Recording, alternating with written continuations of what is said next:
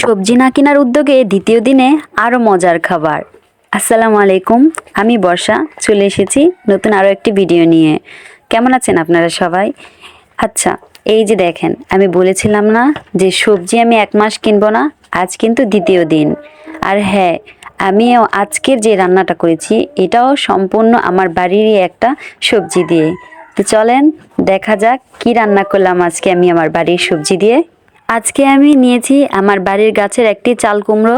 এই তো দেখেন, এটা একেবারেই কচি, তো একেবারে যাকে বলে, এটা আসলে ধরেছিল একটা কারেন্টের তারের মধ্যে ঝুলেছিল, সেটা আবার একা একই ছিঁড়ে পড়ে গেছে। যদিও একে এত তার কাটার কোনো ইচ্ছে ছিল না, তারপরেও বাধ্য হয়ে এখন কাটতে হলো।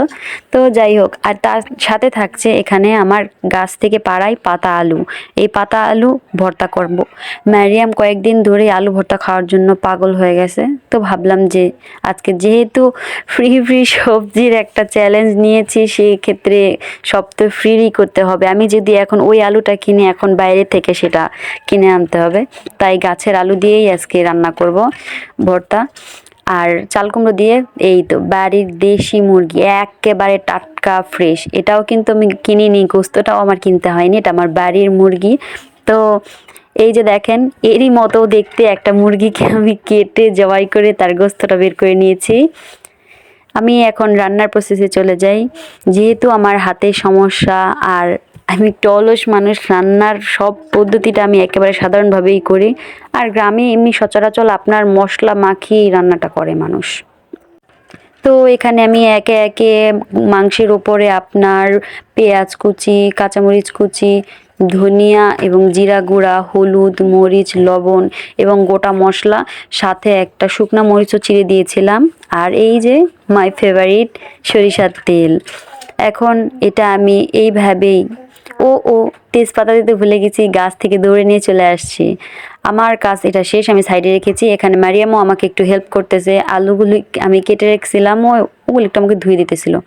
তো যাই হোক, এখন আমরা চলে যাব রান্না বান্নার ক্ষেত্রে। মারিয়াম এখানে অনেক দুষ্টুমি করতেছিল, ওর দুষ্টুমি আর না দেখি আমি চুলাতে গিয়ে সুন্দর মতন জাল লাগানোর জন্য আগে চুলা চেক করলাম যে রেডি আছে কি না। আর এই তো বিসমিল্লাহির রহমানির রহিম জাল লাগিয়ে দিয়েছি। দেখেন, এখানে আঙিনাতে আমার মারিয়াম সোনামণিও সুন্দর করে খেলতেছিল, আমাকে একটু বিরক্ত করতেছিল না। আর আমি যখন ভিডিও করি মারিয়াম খুবই এক্সাইটেড থাকে, মাঝে মাঝে মন যদি ভালো থাকে সামনে আসে, আর যখন মন ভালো না থাকে আমাকে বিরক্ত করে না। আমার লক্ষ্মী, বলে না মেয়েরা লক্ষ্মী হয়, সত্যি আমার লক্ষ্মী মেয়ে। এই তো আমার গোস্ত কষানো শেষ, কেটে রাখা জালি কুমড়োর টুকরোগুলো এর ভিতরে দিয়ে ভালো করে কষিয়ে নেব। কষানো ভালো মতন হয়ে গেলে এর ভিতরে ঢাকনা দিয়ে ঢেকে রেখে দেবো কিছুক্ষণ।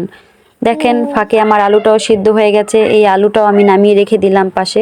আগে আমার জালি কুমড়ো দিয়েও গোস্তটা কষানো হয়ে গেছে, এখানে আমি এখন ঝোল দিয়ে দিব আর একেবারে চলে যাব খাওয়া দাওয়াতে।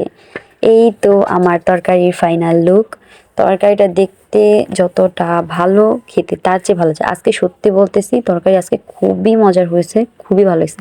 তো আজকের ভিডিওটি এই পর্যন্তই। সবাই ভালো থাকবেন, সুস্থ থাকবেন। আসসালামু আলাইকুম, আল্লাহ হাফেজ। আল্লাহ হাফেজ।